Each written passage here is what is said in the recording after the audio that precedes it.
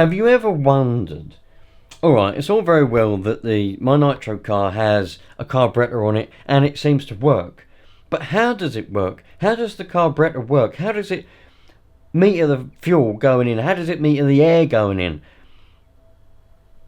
Well, if you have ever thought that, let me try and explain how it works. I'll try to explain it in the simplest way possible, which is still effective and helps you to understand how and why it does what it does. So a lot of people are very confused by nitro engines. They get them and, they don't work for them. And they think, well, this because the whole thing is no good. Well, no. The reason why things don't work is usually because the human being doesn't understand how or why they do what they do and how they work. So let me try to explain how the engine works with its carburetor. That might help you to understand why your one may not work sometimes, or it may work poorly, may run poorly, and maybe then you'll be able to mend it. Because the key is understanding how something works. Once you understand how it works, then you'll know how to mend it, because you'll be able to see why it's not working properly in this particular scenario. So you've got the piston inside the engine which goes up and down the liner connected to the crankshaft via a conrod. When that piston goes up and down the liner, it creates a vacuum within, well, some people call it a burn room. I don't call it that. It's a combustion chamber. Inside the combustion chamber, between the bottom of the glow plug and the top of the piston, that's the combustion chamber. On the back side, or sometimes the side, you've got the exhaust. Comes out, where is it? It's the side on this one. Comes out there. Okay, and then you've got the inlet. Now the inlet is not on the head like it is on a petrol or diesel engine. It's a two-stroke. So the inlet goes straight down into the crankshaft, bloody engine block, and it gets sucked through the crankshaft. Now, there are, how can I put this to make it sound easy for somebody who doesn't know? So there's little galleries, little ways, little tunnels, I suppose, where the nitro mixture, which will come from the carburetor, which I'll explain in a minute, and the air makes its way up into the combustion chamber. Now, the job of the carburetor is to meter the amount of nitro fuel and air going into the engine, which is why if you have an air leak around the base of the carburetor, it's not being metered, so you're sucking in too much air, because without the carburetor there, the engine itself will suck in as much fuel and air as it possibly can, and it'll just, well, it won't run very well, but if you try to start it up without the carburetor on it, you can get it to run, but you've got to be constantly feeding in the right amount of nitro fuel with a syringe or something like that. So you can get an engine to run without a carburetor, but you've got to be the carburetor, because it'll want to be sucking in as much air as it can, so you've got to compensate with as much fuel as possible. Or you can put something over the base where the carburetor would be, and then that way you're being the carburetor by a meter in the air and meter in the fuel. But that's a different story, we can talk about that later. So the carburetor meters the fuel via the needles or the jets on the carburetor, and you adjust those with your screwdriver. That's what tuning is all about. When you're tuning your engine, you're adjusting the amount of fuel going in. Now, you'll notice that your carburetor has an opening. There it goes, look, full throttle, tick over, full throttle, tick over. You can see it moving inside. When you open the throttle, you're allowing the engine via vacuum, as the piston goes down, it creates a vacuum on the top of the piston, which then goes down and it sucks in air through the inlet port. That's the word I was looking for earlier on. When I said galleries, I meant port. Anyway, when it sucks air and nitro mixed up via the carburetor in through that port, and at the same time the old burnt fuel and air is then, because it's ignited, it's being expelled through the exhaust, which then also creates a bit more of a vacuum which sucks in the fresh stuff. The way a two-stroke works is it does go partially down the exhaust system and then back up again. That's why you have things called expansion chambers and exhaust pipes and manifolds of different lengths for different powers. That is a different topic in my opinion, and we'll go through that in another video. I want to talk about how a carburetor works and how the engine works with the carburetor, not necessarily how the fumes work and all that kind of stuff. But anyway, so it goes down and there's a vacuum that then sucks air in through there. So if you open that up, more air is being able to be sucked in. How does the fuel go in? Well, as the air is being sucked in, it's taking the fuel with it, because there's a vacuum within there pulling the fuel in as well. Don't forget, there is also pressure from the tank pushing the fuel in, but once it gets pushed in past here, the vacuum is taking over and the vacuum sucking it in. So if, when your car's running, if you put your finger partially over there, you'll be able to feel the suction, you'll be able to feel the vacuum sucking in the air and as well sucking in the nitro. If you look close enough, when you open up the throttle, it's going to be quite noisy, but you're going to have it running. If you open that throttle and have it rev up, you'll be able to see the nitro going in through that jet and being sucked in and atomized as it gets sucked in down into that engine block.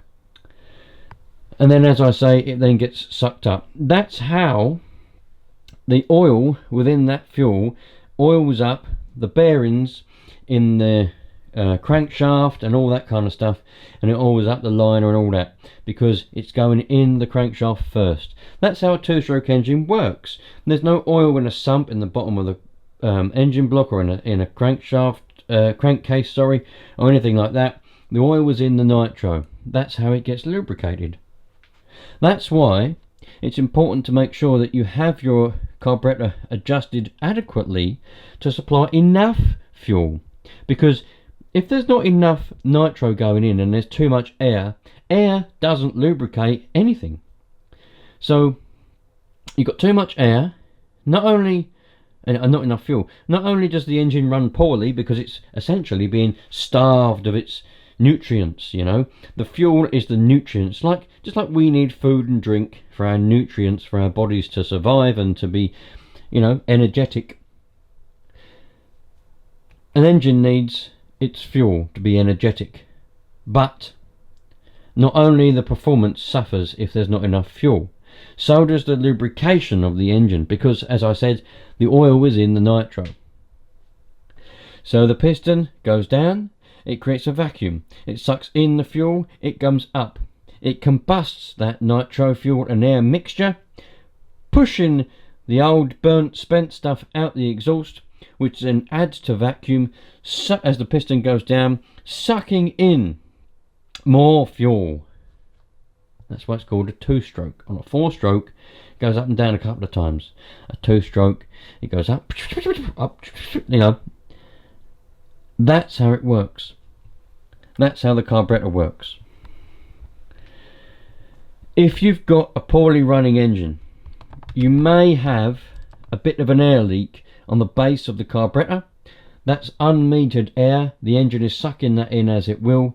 You won't be able to get a very good tune on it, because it doesn't matter how much you adjust your needles to regulate the air and the fuel, there's unregulated air going in past the carburetor after the metering stage of the carburetor on the base. You may have an air leak on the bottom of the head. You may have an air leak around your seals on your flywheel. Flywheel seals may have a bit of an air leak, sucking in air from the seal on the crank, sucking it straight in. You'll have a poorly running, lean conditioned engine. So I tried to explain that in as clear manner as possible for somebody who doesn't understand or doesn't know how it works. I don't want to keep going on about the specifics. I want it to be simple for you lot as a beginner in engines or nitro engines. I think I explained that as well as I can. There is more to it, alright? It is simple. It's a very simple design. The person who invented it, don't ask me who it is, but the person who invented an engine, a two-stroke engine, and more specifically a nitro engine, is very clever. But it's a very simple method, and it's so simple the way that it works. It's incredible that it works so well. But there is more to it. As I say, two-strokes need an expansion chamber on the exhaust and things like that for relevant powers, the length of the manifold, the size of the expansion chamber, the size of the exhaust pipe, the length of the pipe itself. All of that dictates bottom end power, high end power, how well the engine runs, the fuel economy, the efficiency, and everything like that. So there is more to it, and obviously the size of the carburetor. Oh, there's so many things. But the basic way that it works is simple and amazing. So I encourage you, don't be afraid of your nitro engine. If it might be running perfectly well, but you're just curious as to how it does what it does. How on earth does it work? Well, I've told you, and I encourage you, when you next have yours running, take the air filter off and have a look, and you'll see it all being sucked in. And it's an amazing thing to be seeing. Great fun as well. And if yours isn't running quite well, or maybe it doesn't run at all, now that you understand what it does and what it needs to run, I'm hoping that you'll be able to have a look at yours and go, well, look, okay, I need air and I need fuel. It's not running. Obviously you need a glow plug that works as well. It's not running. It doesn't run, it won't start. What's missing? And you can check your air passages, you can check for leaks. If you think you've got an air leak, get some Easy Start, brake cleaner, something flammable, and spray it around the base of the carburetor. If the engine either conks out because you've overwhelmed it, you've got a leak. If it changes pitch, you've got a leak. If it revs up, you've got a leak. Things like that. If you think I've explained this, if you know what you're talking about and you know how it works anyway, and you think I've explained it quite well, I'd appreciate a comment. If you think I've done it completely wrong and you think I'm a cock, again, please comment and tell me that I'm an idiot. Yeah, and tell me where I went wrong. If you don't know how it works and now you think that my explanation was quite helpful, I'd love to hear about that as well. Because I like to know if I'm doing something right, I suppose, and I'm actually helping people. There's no point in me wasting my time trying to explain things if the way that I explain it doesn't do any good. So I do like to hear your feedback.